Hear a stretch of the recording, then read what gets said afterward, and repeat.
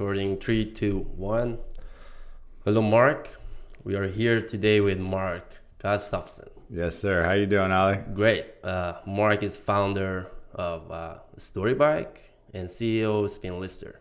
CEO and owner of Spinlister. Yes, sir. Spinlister. Great. Great to have you here. Hey, thanks for having me. I didn't know we are doing video, so I'm in my Sunday finest for the poolside later today. Sunday, yeah. Relaxation. Sunday, on a we Sunday. just relax. So. Yeah. Okay, so the first question I was reading about the StoryBike.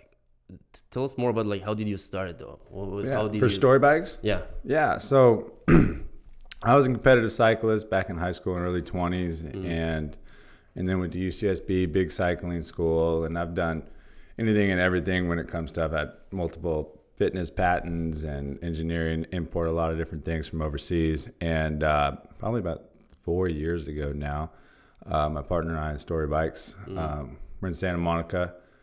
We got on some electric bikes for the first time, and man, these things are amazing. Yeah. It made us want to get back on bikes like we rode in college. So, but all the bikes then, especially 4 years ago, still now, were ridiculously expensive, ugly, heavy. And so I set out to design an electric bike that I actually wanted to ride. Yeah. And then, so that was just kind of a fun little project on the side of everything else we were doing. And the bike came along great. Got our first couple prototypes made.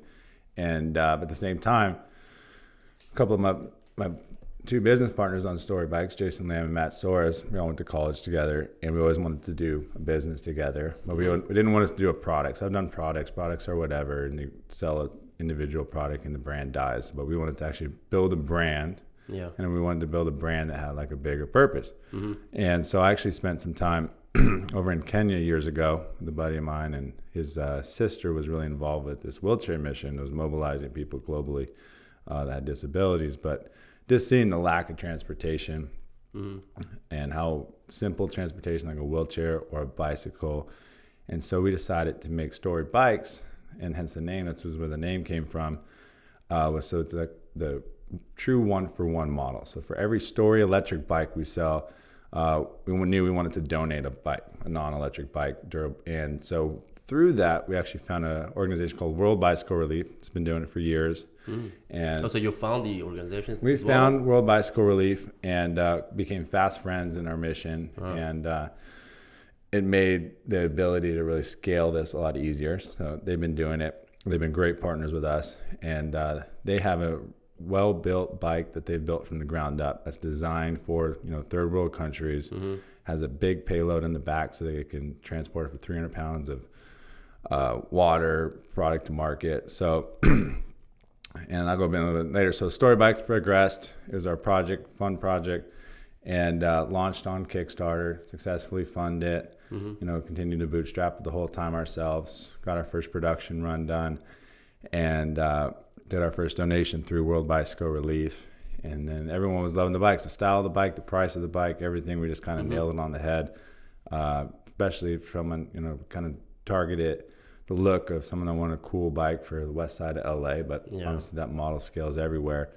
And then last year, fall of last year, we were lucky enough to get picked up by Oprah magazine. Oh, yeah. And we were Oprah's favorite things on our Christmas list. I know, yeah. So there's a lot more to StoryBikes, which led to Spinlister, which we can get into when we talk about Spinlister. But so that just grew the company to being a fun passion project to beyond a real company. And with that, my two partners, someone had to stay back and manage the emails that were coming in from Oprah. But them and my brother actually got to take my place, went to Zimbabwe over Thanksgiving this last year, and we did a 120 bike donation with World Bicycle Relief. And the bikes just transformed these kids' lives. I mean, a bike is the most valuable thing these families own. I mean, and all for transportation. Transportation. Really, so the kids getting to school, these kids are walking 6, 7, 8 miles to school.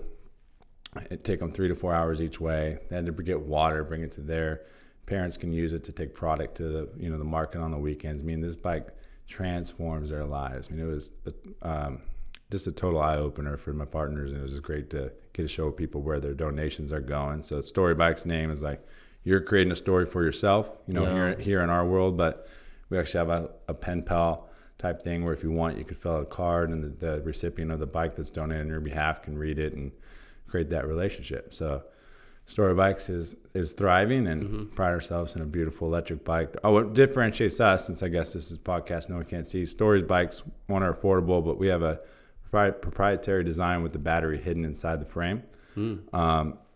So no one knows you're on an electric bike. It's great.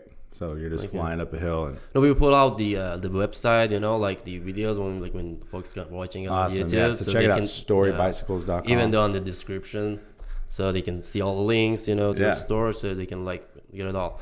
We'll make a promo code too. I'll give you a promo code. Really? People can use a little discount. Okay, that'd be great. Yeah, for all audience. So what about tell me about the Oprahs. What was your reaction though? Yeah, it was amazing. Huge, so it was super last minute. They curate that list starting now for Christmas. And she got her eyes on our bike, found out about it, and the week before they were making their final decision. So I got on a plane with a bike, flew out to Oprah Magazine headquarters in New York, hand delivered the bike to the magazine just in time. And it was an amazing experience. We didn't quite have focusing on the entrepreneurship side, and the viewers are going to watch this. Unlike a lot of the other companies who knew they were in the running for it for months, we had no prep time. So we had to do a lot of pre-orders because we didn't have the inventory. But still with that, we were really able to capitalize on just the exposure. And what it really opened the door to was, since then, in the exposure there, we've been able to get in all the gifting suites for the Grammys, the Oscars, Golden Globes. There's a private artist party for Coachella. They want us to do all these things where a brand would have to pay tens to $20,000s of dollars to get in the door because of the philanthropic mission that we have. And Oprah Magazine, these opportunities are opening left and right. So, yeah, we're going to be the bike of celebrities. We just dropped off bikes. Some of the Academy Award winners, Golden Globes, husband and wife couple that is probably the best known artist in the world. I can't want to say their names, but you could probably guess. So that's been great. Great. So now about the Spinlister. Yes. I think it's crushing.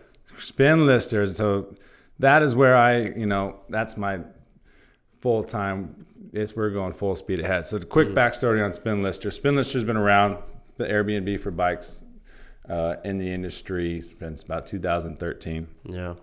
And with StoryBikes, I knew that direct-to-consumer retail selling a product is fading, especially in a bigger product like a bicycle.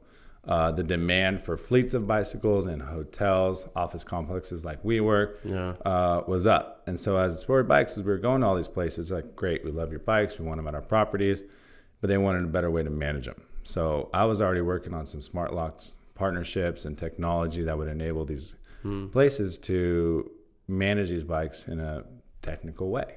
Yeah. And at the same time, I found Spinlister. We started talking about a partnership, and even though Spinlister is global, over 100 countries around the world, 30,000 bikes listed on the platform right now, which is going to have a 0 on it by the end of the year. And if I have anything to do with it. And the original seed investor who took over, refounder, CEO, Marcelo from Brazil, happened to also live on the west side of LA. We had a phone call. We're like, we got to go to lunch. Went to lunch, hit it off. Everything that I was doing and the vision of what Spinlister could be was what he always knew needed to happen. But he had the incredible opportunity. This was winter of the beginning of last year, February last year, 2018. And he knew that he had the opportunity to be the only electric dockless scooter company in Brazil. So out of nowhere, he said he was going to turn the lights off or sell Spinlister and run off to Brazil and launch this company. And he had some quarters already at this time. I was going to this meeting to meet him, not knowing Spinlister was on the table as a possible acquisition, and left saying, I'm taking over Spinlister. And he had it in escrow with somebody else. They asked for an extension. Marcelo denied their extension, and because he didn't want to be partners with them, didn't believe in their vision. It was last year. This was, about this. We're now talking about March of last year. And so it took a little while to get all the business sides work out, made it happen. He went off to Brazil, launched a scooter company called Ride, has since then been acquired by the Mexican scooter company called Grin. That company just raised over $100 million as a conglomerate. So good move on him. Still a minority partner of mine, an advisor, great guy. living full time with his family in Brazil now. And so with Spinlister, I knew the biggest thing we needed to get rid of was the need for the face-to-face transaction, the Airbnb style. So Spinlister really grew when they got their bike shops on board. And so I took over, silently relaunched January 1st of this year, 2019.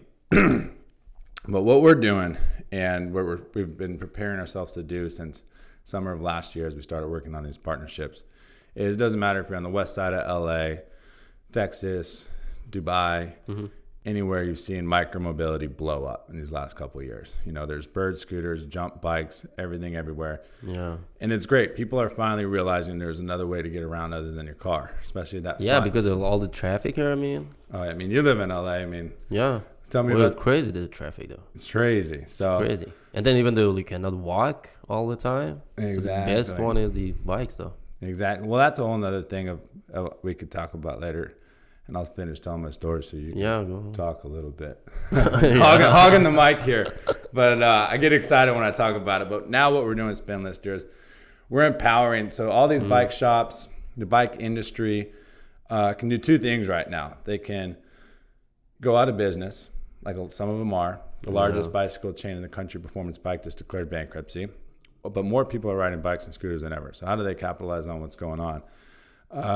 So we actually just, by the time this airs, it'll be on the App Store. It's called Spinthere, Spinthere. It operates separately than Spinlister.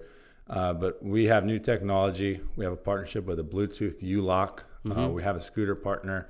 And it enables anybody of any size, from a one-off shop guy that wants to rent out one bike to the city of Los Angeles that wants to take over all the dockless transportation in the county, to run their own fleets of bikes, scooters, whatever. We're doing some beta testing in a co-living house here in Venice right now. They have 3 locations. They're using our locks.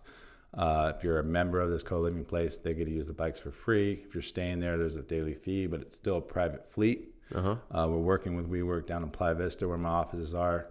They have a couple bikes on our system. And then I just got, where it really gets exciting is empowering the transportation departments. And so I just got back from the National Bike Summit in Washington, D.C. And Spinlister's big thing from the past was always looking at the bottom line of quarterly, like where can we get revenue? And that's not my vision at all. It's getting people on there as active users, the place to find bikes. And so at the Bike Summit, we have partnerships from the League of American Bicyclists to the Professional Mechanics Association. The list goes on and on from just the partnership side. But on the actual functionality of Spinthere, on a small scale, I'll show you something that just happened. Is we had a mobile bike mechanic in a small town in South Carolina. He heard we were doing U-Locks, even though we haven't launched it yet. He's been reaching out to us, really excited. So the city council and mayor had a budget to buy bikes for their city. They haven't let any of the dockless companies in. The city's too small to launch their own. And so the city's buying bikes. The mechanic bought our U-Locks. Yeah. The city can manage who uses these bikes, where they ride the bikes. Is it a free membership for 55 and over and paid for others, or free for everybody, or any way they want? They get to see the data, everything like that. And we're talking, remember, Hyatt Corporate, all these major residential complexes that want bikes, want scooters, want anything, right? That's mobility, but they don't want the liability. So we're partnering up with all the mobile bike mechanics, bike shops, entrepreneurs, and giving them a place to have these fleets. What really gets like the hotels and property management companies excited, Bird and Lime and everybody courts them, and they have no control over where it's rented, who rents it, where it has to be parked. So that goes back to the bike summit I was just at. So every national, state, local bicycle coalition, city transportation departments, every college and university transportation director wants to test out the new Spinthere. They have either completely banned the Birds, the Limes, the Jumps of the world, or they're allowing them and they don't like how it's operating. Yeah. So we're going to go in and work in from the ground up to help them. And we're just enabling them with technology and a platform to do it. We're having the bike shops and mechanics to help them thrive and give them new business. And we're just going to be the one spot to rent a bike, either if it's on demand and you need to use it for transportation, or you're going on a trip to Colorado and you want a high-end mountain bike for the week. Yeah, we're going to be the spot to do it. So big year here for Spinlister. Yeah, big year though. Huge year. That's what I was thinking though. It's going to be a lot of like planning And then yeah, good luck. I think it's really gonna crash Yeah. the market. Well, I'm excited to get you in this week. Yeah. While the team's all in town, and we've been excited to get you on board. We're one of the few startups, because we're like a startup, but we're also, since I took over, we're in startup mode again, but we're also a company with a big customer audience, really good SEO, lots of traffic already. So we're like in this weird phase right now where we really don't want a lot of traffic yet, because we're just nurturing the rentals that are happening and making sure everything's happening. But yeah, we would love to. I mean, like for Look in LA to be your marketing partner. That's the plan. Yeah, that'd be really great. I've met a lot of people with StoryBikes. I've used a lot of different companies, agencies. They either underperform or work themselves out of a job. I mean, I can manage an ad roll or a Facebook campaign that's already set up. So, I mean, I'm investing in another company I'm partnered with called Cloud Cover Media. It's like the Spotify for businesses. And all of their marketing is content and SEO optimization, and they're crushing it, you know, and that's, you got to tell people. And Facebook ads, Instagram ads, even influencers really don't convert anywhere the way they used to. I mean, when Facebook ads first launched when I was in college, I used to just do straight arbitrage. I'd sign up for affiliate campaigns for a protein powder. I'd post a picture on a Facebook ad of the protein powder, not tell them why they needed anything, just a freaking picture. And it would convert and make me money. Yeah, no. The problem, I mean, like we always advise business owners in marketing is to have this strategy. Without the marketing strategy, to know what exactly is coming, you know, in terms of like campaigns, if it's the pictures, the videos, the messages, you know, the tagline. So everything should be collected and written as a strategy. You have to have this marketing strategy in the ahead of running any campaign. So the problem mainly we see from the prospects coming to us and say like, yeah, we are running this campaign for the last 6 months or like 2 years maybe, and we don't get any results. And we look at the campaigns, we see like, okay, the campaigns are set, you know, because it's easy to set up the campaigns on Facebook or like Google Ads. But the problem is with the strategy. If you wanted to, you know, expand your business or scale up, you have to have those strategy to know exactly what to implement next month. You know, how many like videos with what messages, you know, you're gonna need. Again, like in the content marketing, the SEO, because SEO it's really big though, you know. But the people now think, okay, it's maybe my tag. I mean, the meta descriptions only. But optimizing your contents and the number of the content that you have to like develop per month, you know, it's increased now.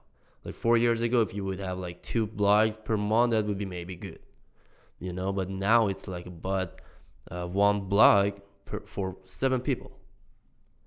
That's huge. So we need to scale up the content development also, you know, the content marketing in general. Yeah, I think it'd be great. I'd love to be good. I think for everyone listening is I hear a lot of different strategies with content publishing and backlinks to get that good SEO optimization. So educate me on the difference of us posting a bunch of Spinlister blogs on Spinlister's blog versus, is it good or bad? Let's say we write a nice piece of content and we go out to a couple dozen different bloggers where our blog makes sense and they publish it on their blog with backlinks to Spinlister. Is that going to be good for our SEO, or is that same blog everywhere going to be? That would be great though. It is good. Even though it's the same content being republished. Yeah, because you're getting the backlinks. The important here to create when you're creating the backlink is to get it from the high domain authority websites. Okay. So this is what you're saying is exactly the issue. I mean, like one of the problems that the companies face is they pay like $100 or $50 to like freelancers, you know, they found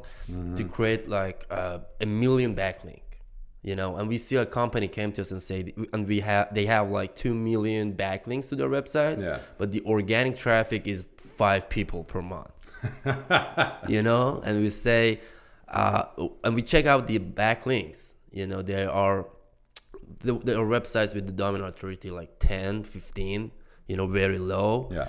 And then even your target audience would not be in that domain. You know, the domain is like registered in, let's say, India or Indonesia, and then with 80% traffic from like Malaysia. Yeah. So you are not even like meeting your target audience.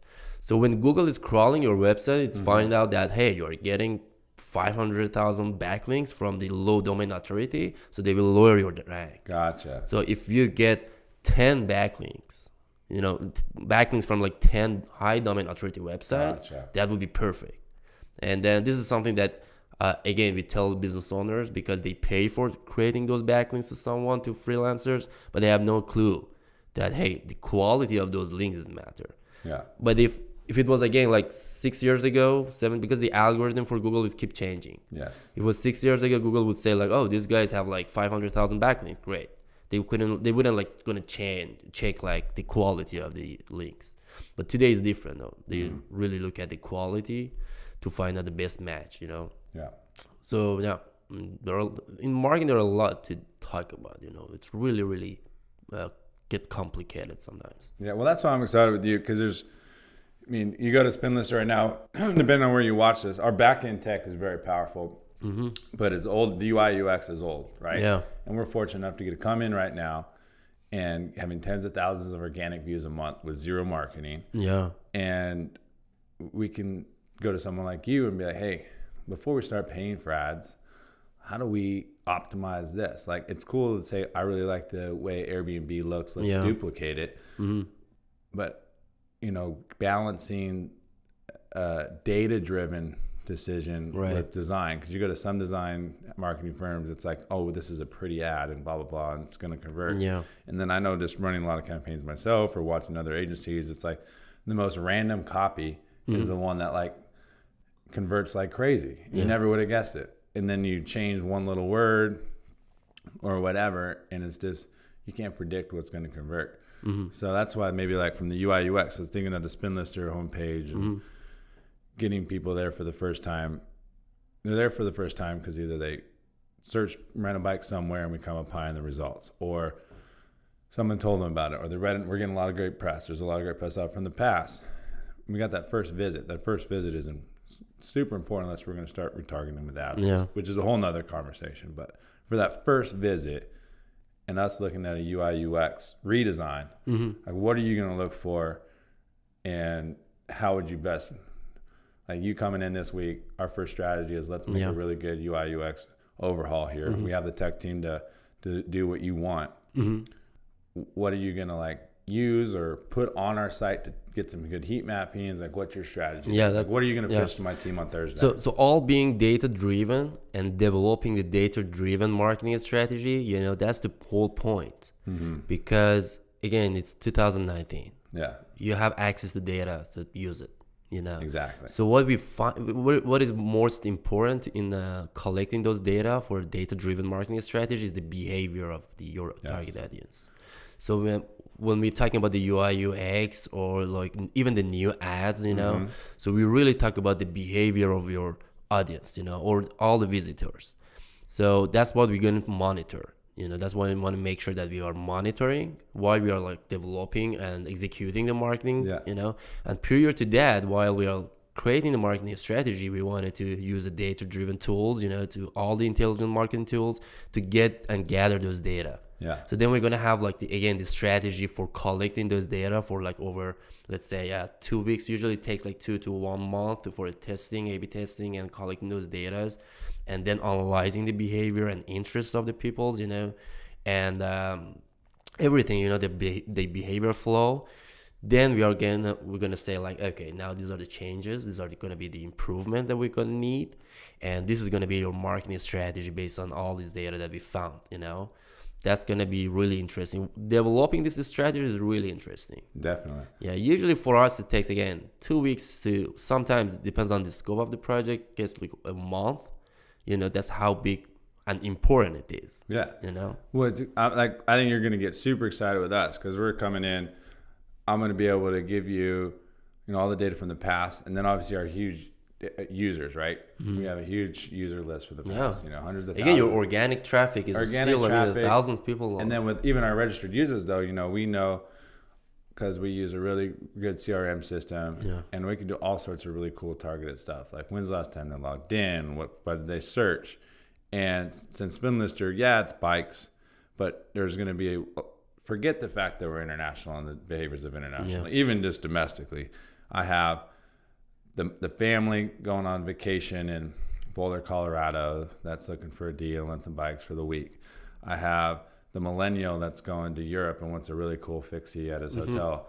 I have the high-end, professional female triathlete traveling somewhere where she can't bring her bike and wants to find a high-end bike. So there's the user behavior between those could be vastly different, right? Exactly. So how do we utilize, one website with 3 or 4, really indefinite amount of completely different users with different user behavior? Yeah. So when we are defining the target audiences, and we sell like our customers segmentations, they are different, maybe like 10 to 20 with different like interests or behaviors.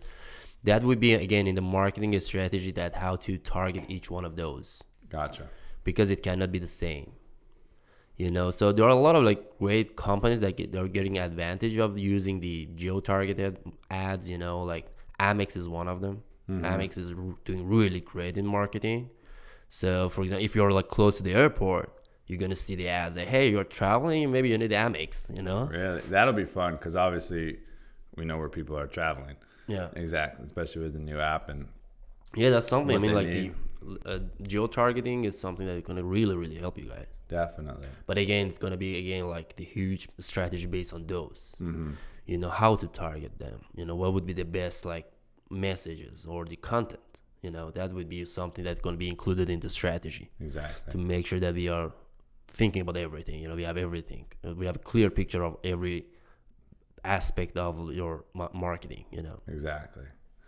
I'm excited. I mean, when you showed me, one, you're doing something right, because I see a million ads a day, even though I don't go on Instagram a lot, but the more you own your own businesses, all I get is agencies and business software. Like, it's really funny to watch a friend's Instagram news feed versus mine. Like, the ads are just night and day difference. Yours obviously got me on it. Saw your website, you came in, and I've seen a lot of pitches from the agency side, and the way I was just super blown away by the stuff you were able to pull without even having access to any of my stuff yet, the data.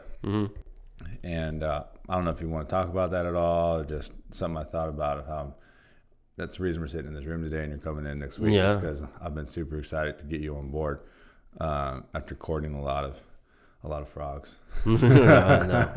Yeah, we are super excited too to start the project here. And the ads that you saw from us was because you have also interest in sports, surfing, so that's why you got the surfing ads. Yeah, I mean, it had absolutely nothing to do with what you did. And I'm pretty keen to like not being tricked into bait click, but you still got me. Oh yeah. And here we are a month later. Yeah, that would be the same with me. Like, we do implement the same like success, let's say, for clients. We really taking care, of what is going on with all our clients. Let's talk about a little bit about the entrepreneurship. Yeah, I'd love to. Something I hear a lot about, because now it's Sunday. It is Sunday, and we are sitting here and doing the podcast. The important here is like, mostly people ask me why, and when I start like explaining, maybe they don't really see it. Yeah. Do you have like same experience? They tell you, dude, like, you're working hard. Now you're gonna go. I get excited, man. Now I'm gonna sit on the edge of my seat. Yeah. Is not to say no, anybody can't do it, but people like us are born different. And it's Sunday. I'm excited to be here. I'm gonna go in my office. Like, ever since I was a kid, I'm a huge fan of Gary Vee. Yeah. And Gary Vee's philosophy. He might sometimes take it a little extreme and not, screw it. No, he doesn't. But I look back at whether I was taking that energy towards wanting to become a professional cyclist, right? I was in high school. I could have been the cool kid in high school, partied, all that stuff. Instead, I had one goal in mind, and that's what I was going to do. From the age of 13, I knew I never was going to have an office job and work for somebody else. Yeah. And I was going to have what I call an extraordinary life. And the definition of that could be a lot of things. And there's been a lot of things on my journey it's important to have, you got to survive, and there's our basic instincts and being a good person. And, my thing right now is, I had a hard week this week, is with some staff is, as an entrepreneur, you love it, man. Yeah. I love it, dude. I have notebooks and notebooks and notebooks. The hardest part for a real entrepreneur is actually executing to the end, because there's so many things. When I see a business opportunity 10 freaking times a day, like, oh my God, we could do this, do that. Yeah. And I got a back burner. And then just really, so I like to be the person. So everyone I've hired for Spinlister recently, I farmed some really good people. And I sit down and like, right now we're in the beginning stages, so you're going to be doing stuff you don't want. But if you could write your job description and for 3 months, 6 months, 9 months, 2 years, 5 years, or what does your life want to be like? Like, I understand most people are never going to say they love work. I love working. I love going to the office. Yeah. And my life is different. I wake up at 4:30 in the morning, I go to the gym, go meet all sorts of different things. And I probably not sustainable for most people, but I love it. No. And it's you have to have the why, right? Why are you doing this, right? Are you doing it because you want to prove others wrong? If you're doing it just because you want to get money, you want to get rich. If you want to get rich for a reason, because you want to provide for your parents, and you want to give them a life they can have, or whoever, be making a bunch of money, do philanthropic things. But you got to have a reason why, and failure just can't be an option, right? Like, right. But I think the why cannot be money alone. No, absolutely not. So they say like don't chase the money, because I saw a lot of people like they're looking for just the money. 100%. So then when they start like working, they get tired, after like 2 weeks or 3 weeks, and they leave and to do another one, Yep. So this is something that I always like tell them, for sure. I mean, nobody hates money, but the point is, what can you do that bring you back to the office on Sunday in the morning and at night? I mean, like answering calls, email, every time. Yeah. I think people have to find their why. You can't say like, oh, you need to, is the why. It could be to prove someone that tells you couldn't do it. If your why is that strong, everyone said you couldn't do it, and you want to show that you can do it, and that's powerful enough to drive you every day. Yeah. If it's because you want to, leave this world different, I can't wait to be in Belgium sometime next year and open up the Spin There app and walk half a block to get on a bike that's on Spin There. I know that's going to happen, right? And it's just exciting. Like, I don't know how you do. I have a lot of people around me that I can't comprehend, people that are really good workers. Yeah. And when it comes to that little difference at the end, I don't have to think about it. Like getting here this morning, this is fun. This is fun for me, or if it's staying late, like I don't have to be like, oh man, I have to do it. It's like, I want to do it. Yeah. It's like, the same philosophy of training to wanting to be an Olympic athlete or a professional athlete. Whether they love training or not, their why. Why are they training?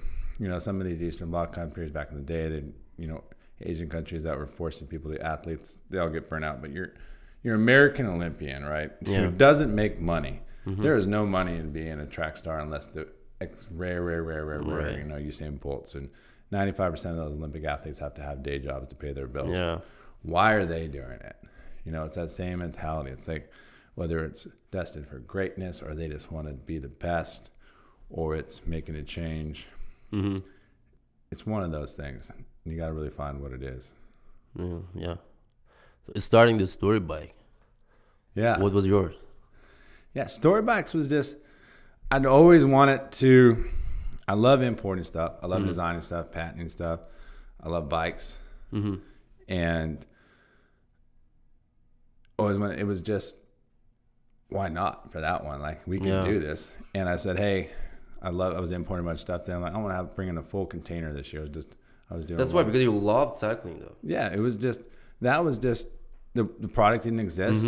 And how do we mobilize people? How can I walk down in Venice and see someone riding my bike? Or we've done a lot in Santa Barbara. Santa Barbara is my hometown. Yeah.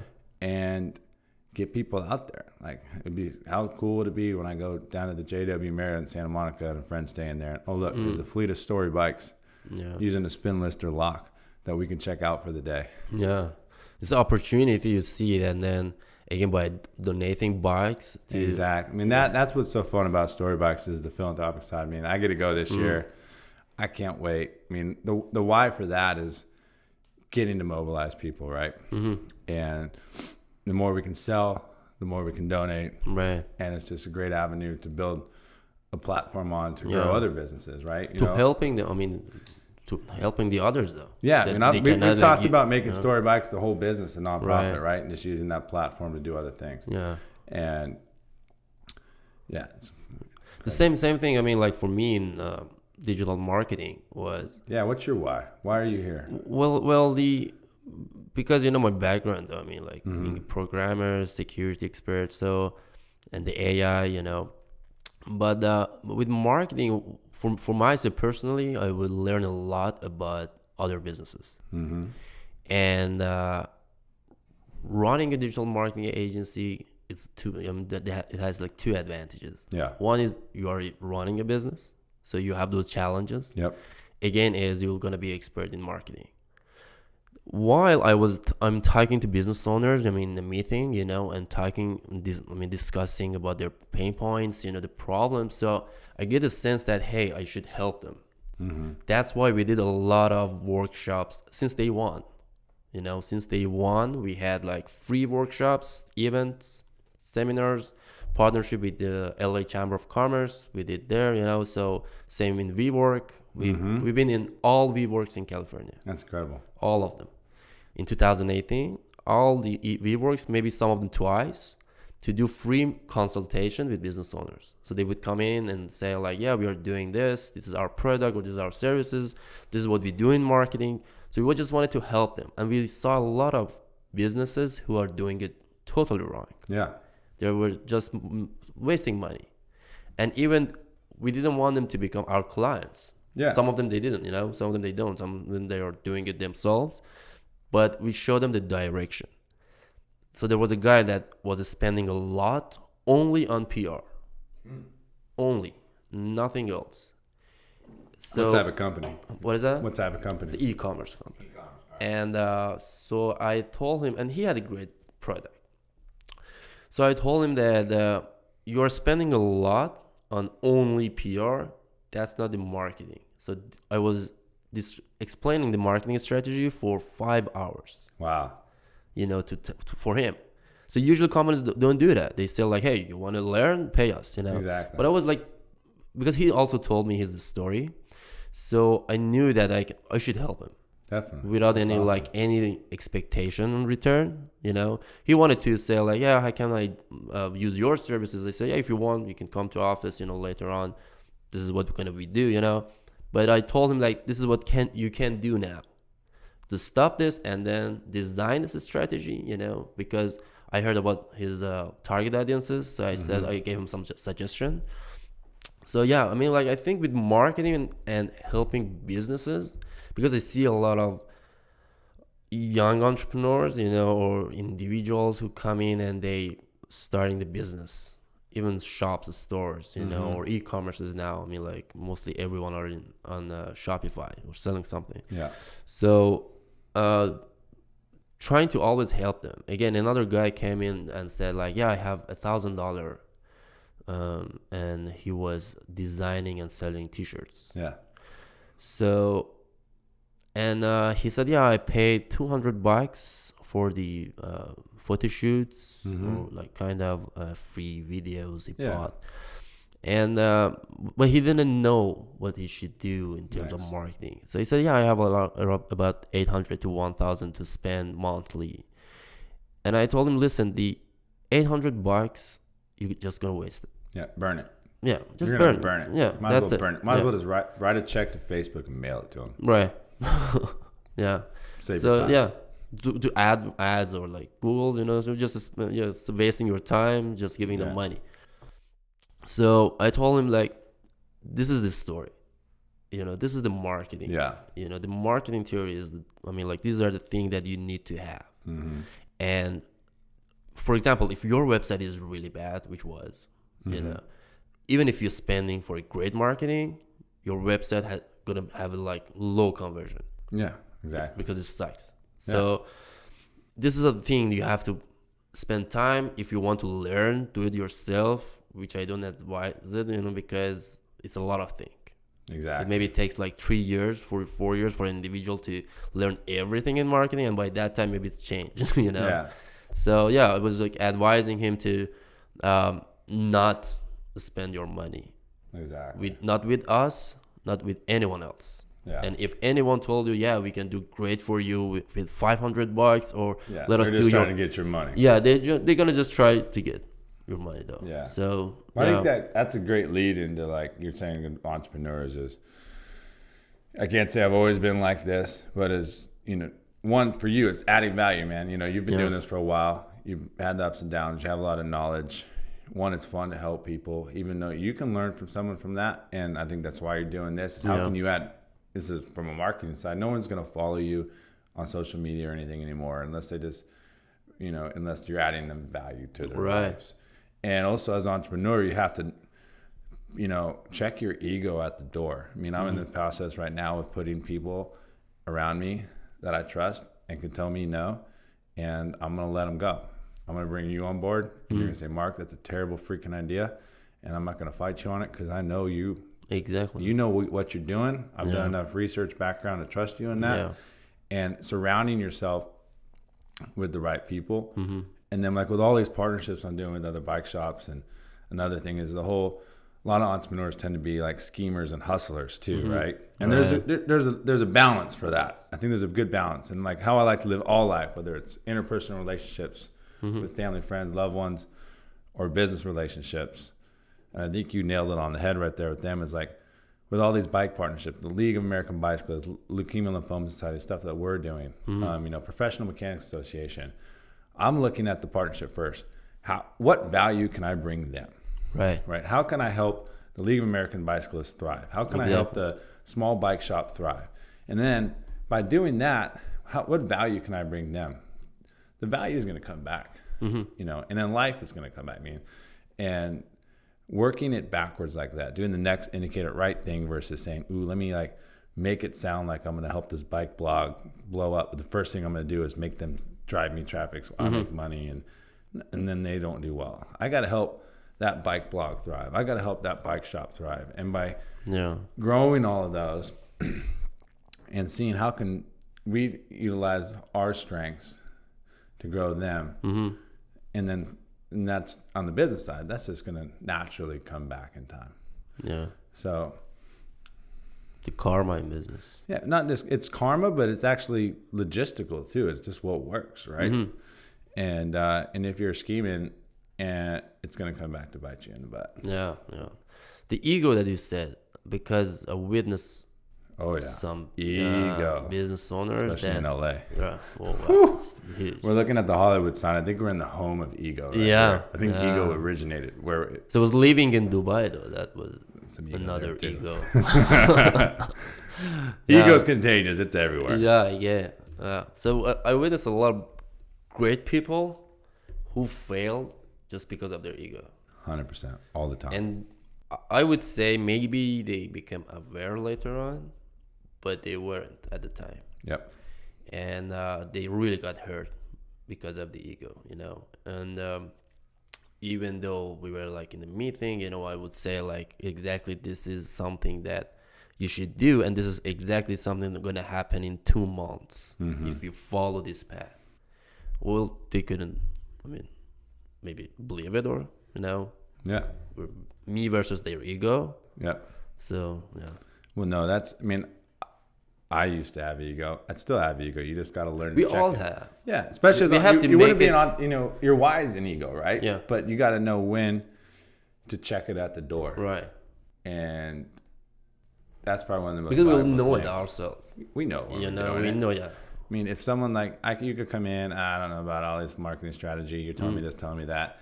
My ego could say, F that. I'm going to prove Ali wrong. I'm going to do, I'm going to do my strategy, but I'm going to double down on my strategy. Yeah. Maybe I'm right. Yeah. Probably not. And then even when you do fail, humble yourself to say, hey, come back. And failures are, this is so cliche. I sound like a motivational speech, but taking the best way to learn is to fail, right? Yeah. and try again. Because you keep just learning. You just learn, man. Yeah. Failing, I think you never great 'cause fail. You learn. I think you never fail. I love that phrase. Yeah, because if you see, I mean, both me and you, I'm sure it's your life or the way that you think is the same that I think. Yeah, very similar. So yeah, let's say the past 2 years of your life in our business, each one of us, we could say like we failed like 6 months ago, but we haven't failed.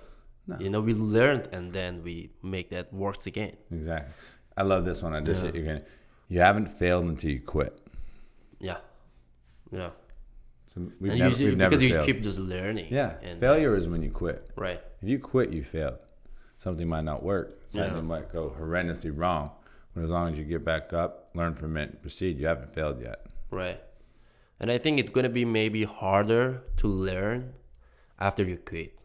Mm-hmm. If you quit, maybe it's going to be really harder to learn because you're going to learn at the moment that you're challenging yourself. Yep. You know, that's the time that you grow, you know. Exactly. This is what I think, I mean, and what I see. Oh, yeah. Because any time that we can say like, hey, we might going to fail now, you know, especially for entrepreneurs. Oh, yeah. Every day, I mean, like in the morning, like I open my eyes and say like, okay, now I have to do this, do that, and the others. Otherwise, we all know that we might get failed. But it's just keep learning and how to improve this stuff. Mm-hmm. Or another thing that I hear is like, they say, I've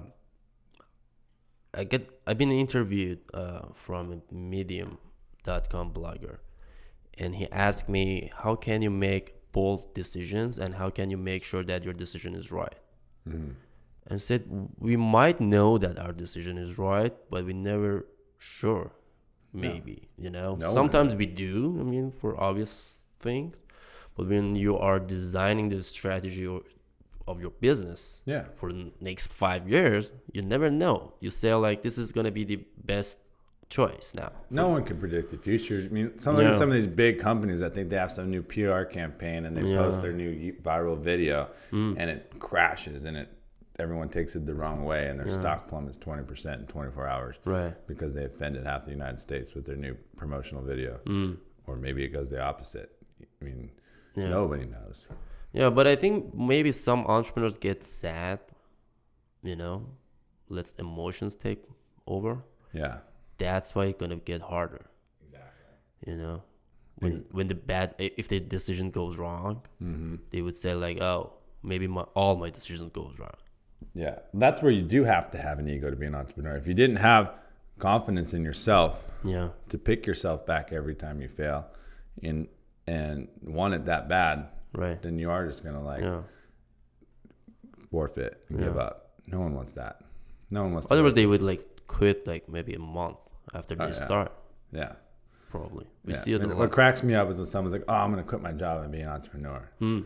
Okay, define that. Exactly. Tell me what you've done the last 20 years of your life. Yeah. Like people that are like, oh, I can't pay my bills. I mean, I could think of 15 ways morally and ethically and legally with $200 to make $10,000 this week. It's not scalable. Yeah. It'd be one time. But, you know, find a product, sell it, Gary V. Gary V style, man. I mean, shit. Go to the thrift store, buy a bike for $10 and put it on Spinlister. And don't just put it on there. Go to Craigslist, market it, stand at the freaking beach and tell people to rent it out.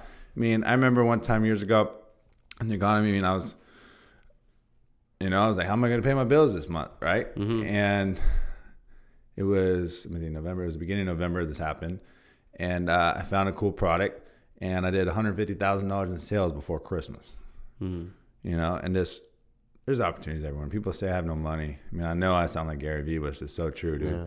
You know, it's so true. I was at the waterfront yesterday. I never go out in Santa Monica, and there's just 1 million people, you know, and they all complain about having money. There's 10 million ways to make money right now, dude. And they don't have time. Bullshit, you don't have time. Me and you have 100 hours a week easily each, I'm sure. Yeah. And I still have fun. I still have life. So. Yeah. Even though it's really huge. I mean, like when I see people, Google itself, it's crazy. Just think of it, you know, or internet and Google. I would say like people should stay on their Mac or a PC every day, and for like 10 minutes just look at Google and say like, wow. Yeah. You know, dude, I did that yesterday. Everything is there because I did that last night. Every time man. I'm searching something, it's like, wow, all the information I need. Everything. I can find anything I want. Your laptop right here. I mean, I did it last night. I had to set up a payment for something. I whipped out my laptop. I'm like, this laptop right here, everything that lives inside of it, everything it connects it to. Yeah. I'm running, a business, my personal life, everything is all in this little box in front of me. Now with mobile though, with our phone. My phone. Yeah. You could run $1 million business on your freaking phone. Yeah. You got call. Oh no, sorry, I'm distracted. No. My Slack is blowing up on a Sunday. I love it. Yeah, you're see some. I got my people. I want people that don't have to work on Sunday and they're so excited they're slacking me on a Sunday, and I'm doing a good job of that. Oh yeah. Okay. Cool, man. Well, something about the Spinlister. Tell me more about the surfboards, ski. Yeah, so that we're toning that down, and that's where I really was getting exciting. And this is network. So we're actually focusing on where it says peer to peer. It's more like industry leader. So we're partnering with a couple other companies. We're gonna probably kind of take ski and surf down, but maybe find like one surf guy that's doing it right. And then it'll be integrated with Spinlister, our community, our experiences, and then stay in our lane. But we have the software to do anything. Someone came to me tomorrow and you're like, man, I want to do peer-to-peer polo shirts. Yeah, I want to be able to learn none but polo shirts. I have the internet. That's a terrible example, but staying in your same person renting a bike is the same person probably renting a stand-up paddleboard for the most part, or renting outdoor gear equipment or whatever. So. That's one thing we'll talk about on Thursday too, is like right now there's not a lot of listings in those spaces. It was something they launched briefly before I took over, and you get someone the website for the first time. They click on surfboards, they click on LA, and there's like 2. They're never coming back. So you got to make sure that first experience is a good experience. Okay. And the 2019, really tough year, right? 2019 big is year. Be a huge year. Yeah. Huge year. And everything going on, 2/3 of them can fail, and we'll still be on track for a great year. So we're excited. Okay, great. Is there any tip or something you want to say to the listeners? Audience? Deep or something I want to say. I think I found my favorite. You never fail until you quit. Yeah. That's going to be my tagline for this podcast. Because I'm not failing on this one, man. There's no way, no chance. Yeah. That's my why. Failing is not an option for me right now. Never has been, never will be. And for this one, now and anything I do in the future, it's... I know it's the same thing, but it's tough. I think we entrepreneurs, they do a lot of sacrifices now. Oh, 100%. And then... that's why we're both single sitting here. Yeah. Sunday, almost half of LA are in a brunch, Dude, it's St. Patrick's Day too right now. I'm getting invited to St. Patrick's Day pool parties. Most people are already, who knows how drunk. Yeah, and I keep forgetting everything though. I always forget. I remember it was Thanksgiving and I was in the office and there was nobody here. I would say what happened? Is it the building is shutting down? Wait, nobody's here though. Thanksgiving Day? Yeah. That's hilarious. And then, I love it. Yeah, and I saw the email came from WeWork. It says the building gonna be closed. You can still use our offices, but there would be no people here. Yeah. So, that's great. And then the Christmas. Oh yeah. Every year at Christmas, I'm traveling somewhere for a meeting. Yeah. Last year it was in San Francisco. I had a meeting. Yeah. And then I was driving to San Francisco. But you love it, don't you? Yeah, great. You love it. Yeah. That's what differentiates us. It took 11 hours from LA to San Francisco because of the traffic. And I got there and I remember the CEO of that company came down, opened the door, building was full empty, and he said, everybody are on vacation. And I knew it because it's me and him, to have a meeting. The biggest conversation, and this, people want to make it, the big dogs I get to talk to, the CEOs of major companies that I'm in conversations with, their emails come in at 11 o'clock at night on a Saturday, 6 in the morning on a Sunday. It's not 9 to 5 Monday through Friday, man. Yeah. You're never gonna make it work at 9 to 5. 9 to 5 Monday through Friday. That's it. Yeah. End of story. I agree. Right. End of the story here. Okay, great. All Anything right. else you want to add? That's for it, man. I think we'll Okay. we'll let it. We're gonna go from there, we're man. gonna have all the while we're talking. I mean, like we're gonna add the pictures Cool, yeah. and like the websites of the Yeah, Spinlisters. by the time this launches, the new Spin There app will be up, Yeah. which operates separate than so we're gonna add it Spinlister. also in the description Yep. so that you can click and and then download it. StoryBikes. We'll get a StoryBikes promo code. Anyone that wants to get a, Okay. and we're gonna do a cool, anyone that wants to rent out a StoryBike on Spinlister. We got a cool promotion coming up too. So, Okay. Yeah. Great. Thank you for coming. Hey, It was man, really thanks great for having having you me, man. here. All Thank right, you. Thanks.